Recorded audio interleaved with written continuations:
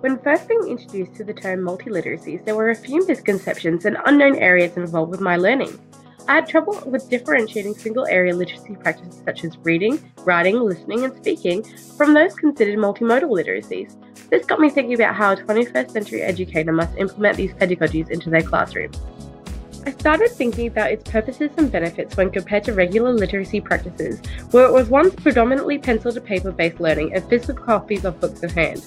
I could not quite grasp the concept of integrating multiliteracies into the classroom until we dived deeper into lectures and tutorials about its importance for teaching and learning in early childhood education. Multiliteracies is a term used to describe the multimodal ways of communicating through visual, gestural, audio, spatial, and linguistic forms. For a child to be considered multiliterate in the 21st century, certain skill sets must be obtained using multimodal teaching and learning. These skills include being able to read, write, and acknowledge written and spoken language. It is also imperative for children to have sufficient information of signs and symbols, which is known as semiotic theory.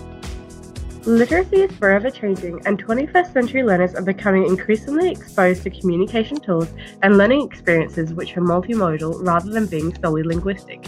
The table shown displays a brief understanding of the multimodal elements and their descriptors. These modes of multimodal literacy are essential for educators to implement within their classrooms. This is to ensure students are equipped with the necessary skills to boost their literacy practices.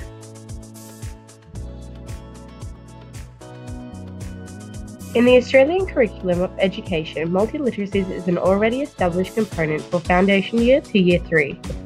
Here is an example of the Australian curriculum when using multiliteracies in foundation and year 3.